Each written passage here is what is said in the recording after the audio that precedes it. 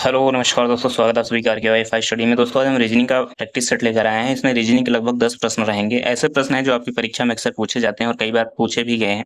Video अंत तक जरूर देखिएगा। अगर पसंद आता है तो लाइक शेयर सब्सक्राइब जरूर करना। चलिए पहला प्रश्न देखते हैं। दोस्तों पहला प्रश्न है, एल एन पी क्यू का संबंध जिस प्रकार से ए सी ई एफ से है उसी प्रकार का संबंध टी यू एक्स वाई का संबंध किससे होगा। तो इसको हल करने के लिए सबसे पहले हम यहाँ पर एल एन क्यू पी लिखते हैं। एल एन पी क्यू, उसके बाद में एक साइड में हम लिख लेते हैं ए सी ई और एफ। देखेंगे अगर हम एल से ए तक जाने के लिए क्या करना पड़ा है, -11 करना पड़ा है। क्यों? क्योंकि जो एल होता है अंग्रेजी वर्णमाला में 12वें स्थान पर होता है और ए जो होता है पहले नंबर पे होता है। तो 12 से 1 पर जाने के लिए -11 करना पड़ेगा। उसी प्रकार से एन जो होता है अंग्रेजी वर्णमाला में 14वें स्थान पे होता है और सी जो होता है वो तीसरे स्थान पे होता है। यानी 14 से 3 पे जाने के लिए भी हमें -11 करना पड़ेगा।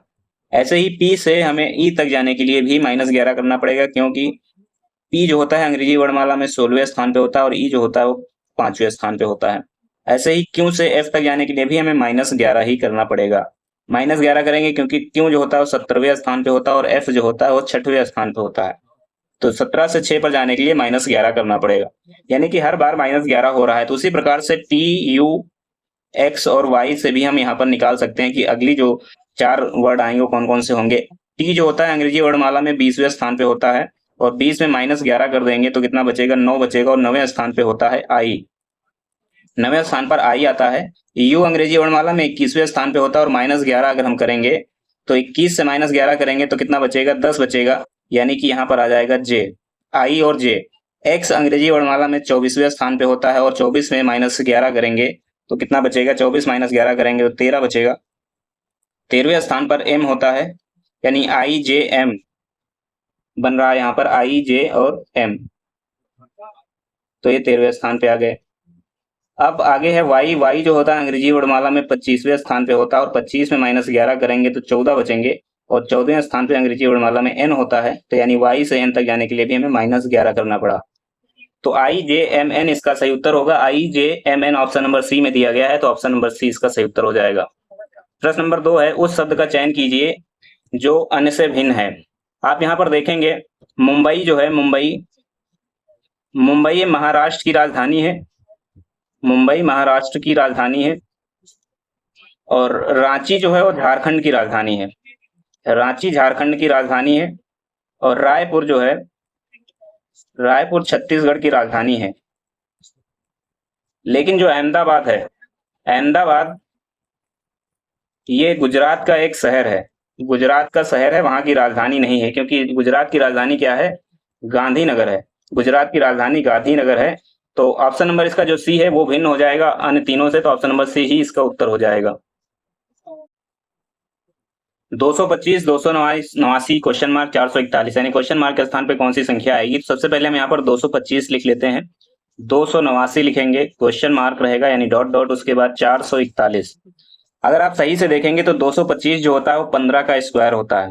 289 जो होता है वो 17 का स्क्वायर होता है और 441 जो है वो 21 का स्क्वायर होता है। 441 21 का स्क्वायर होता है। अगर इसमें आप ट्रिक देखेंगे क्या लग रहा है इसमें, तो आप 15 से +2 करेंगे तो 17 में जाएंगे और 17 से +2 करेंगे तो 19 हो जाएगा और 19 से +2 अगर करेंगे तो 21 हो जाएगा। यानी हर बार +2 हो रहा है, पहले 15 फिर 17 फिर 19 आ जाएगा। यानी कि 19 का स्क्वायर हमें यहाँ पर लिखना है।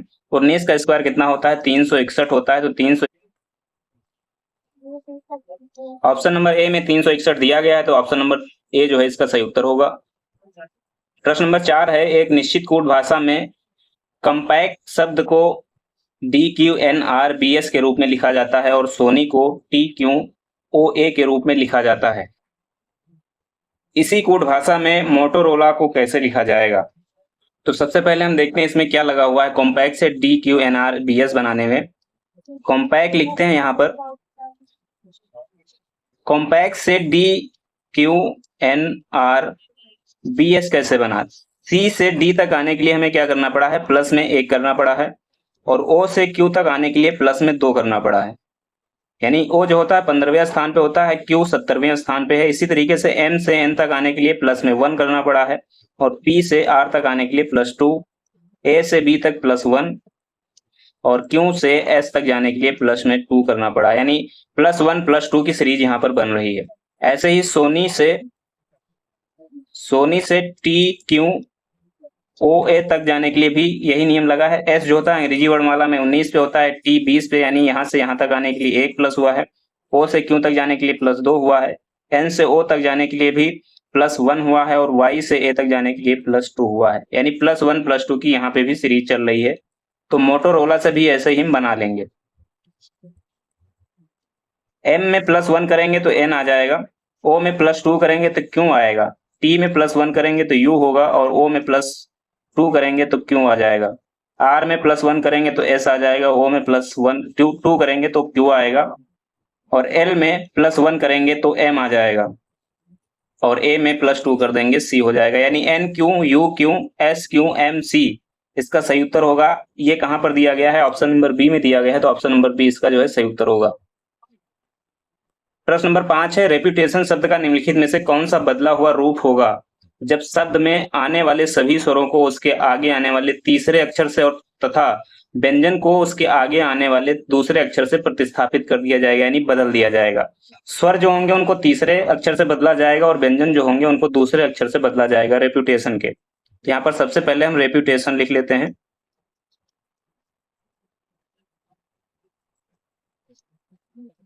रेप्यूटेशन। अब आर जो है एक व्यंजन वर्ण है, इसको अगर हम इसमें क्या करना है, हमें +2 करना है। आर जो होता है 18वें स्थान पे होता है, इसमें +2 करेंगे तो 20वें स्थान पे पहुंच जाएंगे और 20वें स्थान पर टी होता है अंग्रेजी वर्णमाला में। ई जो है एक स्वर है और स्वर में हमें +3 करना है, तो +3 करेंगे। ई जो होता है अंग्रेजी वर्णमाला में 5वें स्थान पे होता है, 3 प्लस करेंगे तो 8 हो जाएगा और 8वें स्थान पर एच आता है। पी अंग्रेजी वर्णमाला में 16वें स्थान पे होता है। पी एक व्यंजन है और व्यंजन में हमें +2 करना है, यानी कि 16 + 2 18 हो जाएगा, 18वें स्थान पर आर आता है। यू स्वर है और स्वर में हमें +3 करना है। यू 21वें स्थान पे होता है, इसमें +3 करेंगे तो 22वें स्थान पे पहुंच जाएंगे और 22वें स्थान पे अंग्रेजी वर्णमाला में वी आता है, तो वी लिख देंगे। टी फिर से व्यंजन है और व्यंजन में हमें +2 करना है, टी से +2 करेंगे तो वी पे पहुंच जाएंगे। और ए जो है ये एक स्वर है और स्वर में हमें +3 करना है, तो ए में +3 करेंगे 4 हो जाएगा, चौथे स्थान पर डी आता है। टी व्यंजन है, टी में +2 करना है, 22 हो जाएगा। वी आई स्वर है, इसमें +3 करेंगे, 12वें स्थान पे एल आता है। ओ जो है व्यंजन है, इसमें भी +3 करेंगे तो ओ 15वें स्थान पे होता है, वो +3 करेंगे 18 हो जाएगा, 18वें स्थान पर आर आ जाता है। एन व्यंजन है, इसमें +2 करेंगे, यानी एन 14 पे होता है, +2 करेंगे 16 हो जाएगा, 16वें स्थान पे पी आता है। तो T H R B V D V L और आर पी इसका सही उत्तर होगा।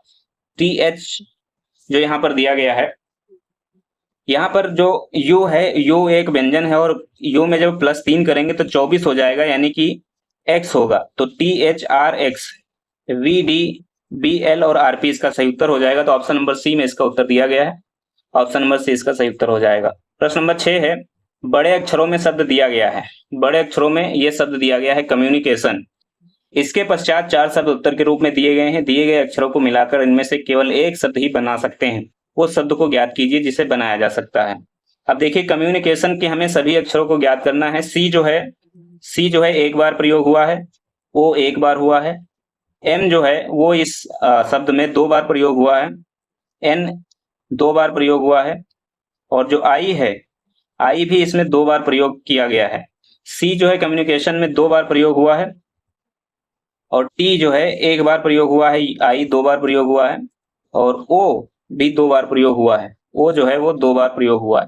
तो इसमें आप देखेंगे तो अम्यूनिटेशन जो है, अम्यूनेशन इसमें बनाया जा सकता है, क्योंकि ए जो है इसमें 1 बार ही प्रयोग हुआ है, एम 2 बार प्रयोग हुआ है, यू 1 बार प्रयोग हुआ है, एन 2 बार है, आई 2 बार है और टी है।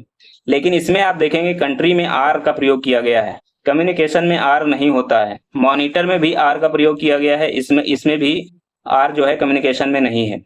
यूनिफिकेशन में जो है एफ का प्रयोग किया गया है, जबकि कम्युनिकेशन में एफ कहीं नहीं आता है, यानी कि कंट्री, मॉनिटर और यूनिफिकेशन शब्द नहीं बनाए जा सकते हैं। यूमिनेशन जो है ये बनाया जा सकता है, तो एमिनेशन इसका सही उत्तर हो जाएगा। प्रश्न नंबर 7 है, रीता दक्षिण पूर्व की ओर मुख करके खड़ी हुई है, सबसे पहले वह 135 डिग्री दक्षिणावर्त मुड़ती है, यानी कि वो घड़ी की दिशा में मुड़ती है। दक्षिणावर्त मतलब क्लॉकवाइज मुड़ती है। उसके बाद वह 90 डिग्री वामावर्त यानी एंटी क्लॉकवाइज मुड़ जाती है। फिर वह 45 डिग्री दक्षिणावर्त मुड़ती है। इसके बाद वह 135 डिग्री वामावर्त मुड़ती है। अब उसका मुख किस दिशा में है ये बताना है। अब उसका मुख किस दिशा में है ये बताना है। तो सबसे पहले हम यहाँ पर चार्ट बनाएंगे दिशा का। ऊपर की ओर उत्तर होता है, नीचे की ओर दक्षिण, दाहिनी ओर पूर्व होता है और जो बाईं ओर है वो पश्चिम होता है। अब हमें बताना है कि दक्षिण पूर्व की ओर मुख की हुई है। दक्षिण पूर्व का मतलब है कि दक्षिण और पूर्व के बीच की तरफ उसका मुख है, तो यहाँ पर होगा दक्षिण और पूर्व। यहाँ पर हो जाएगा उत्तर पश्चिम। ये जो दिशा होगी ये होगी उत्तर पूर्व और ये हो जाएगी दक्षिण पश्चिम। दक्षिण पश्चिम। अब यहाँ पर हमें क्या करना है, मुख करके जो खड़ी है रीता वो खड़ी है आपकी दक्षिण पूर्व की तरफ, यानी कि यहाँ पर है। यहाँ पर है और यहाँ से वो दक्षिणावर्त मुड़ती है और 135 डिग्री जाती है। यहाँ से 135 डिग्री यानी कि 90 प्लस 45, यहाँ से यहाँ तक 90 हो जाएगा और यहाँ से यहाँ तक जो होगा 45 होगा। अब जो रीता पहुंच गई है वो यहाँ पर पहुंच गई है, यानी पश्चिम दिशा में पहुंच गई है। उसके बाद वह जो है 90 डिग्री वामावर्त मुड़ती है, यानी यहाँ से वो फिर से दक्षिण की तरफ आती है और 90 डिग्री यहाँ पर मुड़ जाती है, आ जाती है। 90 डिग्री मुड़कर आ जाती है।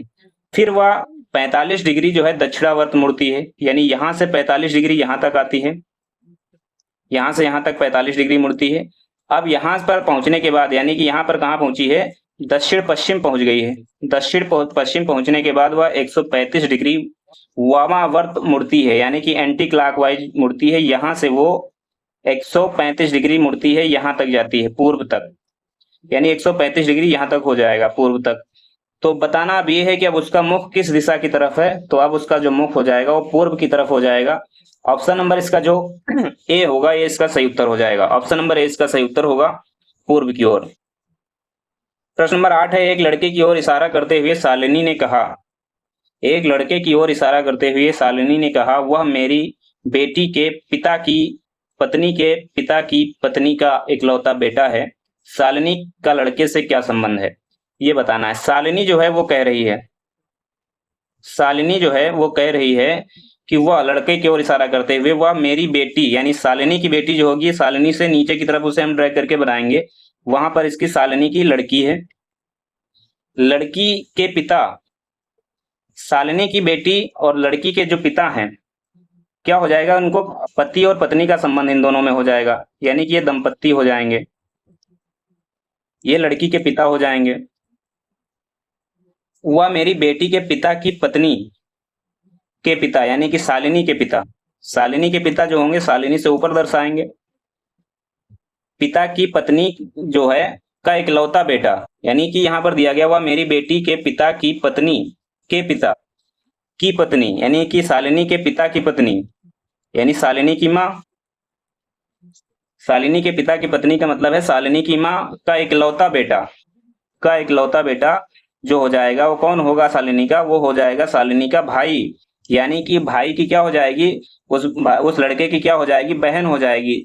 तो ऑप्शन नंबर सी में दिया गया है बहन, ऑप्शन नंबर सी इसका जो है सही उत्तर हो जाएगा। प्रश्न नंबर 9 है, कुछ खिलाड़ी एक पंक्ति में खड़े हैं, कुछ खिलाड़ी एक पंक्ति में खड़े हैं, वीर सामने से 15वें स्थान पे है, यानी यहां से यहां तक आने में वीर जो है 15वें स्थान पर है। संकेत पंक्ति में एकदम पीछे से 20वें स्थान पे है, यहां से 20वें स्थान पर है। आर्यन वीर के पीछे खड़ा है, वीर के पीछे मतलब पंक्ति का जो मुख होगा वो इस तरफ होगा, आर्यन का मुख भी इसी तरफ है। और आर्यन के पीछे कौन खड़ा हुआ है, वीर खड़ा हुआ है, यहाँ पर वीर हो जाएगा, यहाँ पर वीर हो जाएगा। और वीर के पीछे जो है, आर्यन वीर के पीछे है, लेकिन उसके और वीर के बीच में दो लड़के और हैं, आर्यन और वीर के बीच में दो लड़के और हैं। तो वीर जो होगा मान लीजिए यहाँ पर है और इसके बीच में एक लड़का यहाँ पर है, एक लड़का यहाँ पर है। तो संकेत एकदम से आर्यन के बाद खड़ा है। आर्यन के बाद कौन खड़ा है, आर्यन के बाद में संकेत खड़ा है। आर्यन जो हो जाएगा यहाँ पर हो जाएगा और आर्यन के बाद यहाँ पर संकेत खड़ा हुआ है और वीर ये है 15वें स्थान पे। इन दोनों के बीच में आर्यन और वीर के बीच में 2 लोग हैं। बताना ये है कि पंक्ति में कुल कितने खिलाड़ी खड़े हुए हैं। तो अगर आप यहाँ से यहाँ तक देखेंगे तो 15 हैं, यहाँ से यहाँ तक देखेंगे तो 20 हैं, यानी 15 प्लस 20 हो जाएंगे आपके 35। आर्यन और प्लस 2 लड़के और हो जाएंगे, यानी 3 हो जाएंगे। 35 प्लस 3 38। पंक्ति में कुल कितने लड़के हैं? 38 लड़के हैं। तो ऑप्शन नंबर सी इसका जो है सही उत्तर हो जाएगा। प्रश्न नंबर 10 है। प्रश्न नंबर 10 है, 6 मित्र ए बी सी डी और ई एफ एक व्रत में केंद्र की ओर मुख होकर खड़े हुए हैं। बी एफ और सी के बीच में है, ए ई और डी के बीच में है, और एफ जो है वो डी के ठीक बाईं ओर है। ए और एफ के बीच में कौन बैठा है ये बताना है। एक यहाँ पर हमें व्रत बनाना है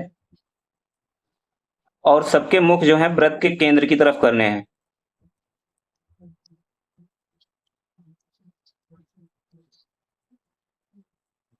अब जो है यहाँ पर बी एफ और सी के बीच में हमें करना है। बी जो है एफ और सी के बीच में करना है। मान लीजिए एफ यहाँ पर हो जाएगा और सी यहाँ पर हो जाएगा, तो बी को हम इन दोनों के बीच में रख देते हैं। ए ई और डी के बीच में है, ए जो है ई और डी के बीच में है, तो ए हम यहाँ पर रख देते हैं। ई हम सबसे ऊपर रखते हैं, यहाँ पर ई आ जाएगा, और डी जो होगा वो यहाँ पर हो जाएगा। बीच में ए को रख देते हैं। बताना ये है कि ए और एफ के बीच में कौन है। ए और एफ के बीच में कौन है, लेकिन उससे पहले हमें बताना है एफ डी के ठीक बाईं ओर हो। तो एफ अगर देखा जाए तो एफ यहाँ पर डी के बिल्कुल बाएं ओर है, बाएं ओर ही है। तो ऑप्शन इसका जो सही हो जाएगा, ए और एफ के बीच में कौन हो जाएगा, तो डी हो जाएगा। ए जो है यहाँ पर है दिया गया है, एफ यहाँ पर दिया गया है, इसके बीच में डी है। तो ऑप्शन नंबर सी जो है इसका, ऑप्शन नंबर सी सही उत्तर हो जाएगा, डी बीच में होगा। तो ये थे आज के 10 प्रश्न। उम्मीद है आपको वीडियो पसंद आया होगा। अगर पसंद आया तो लाइक शेयर सब्सक्राइब जरूर करना। धन्यवाद। जय हिंद, जय भारत।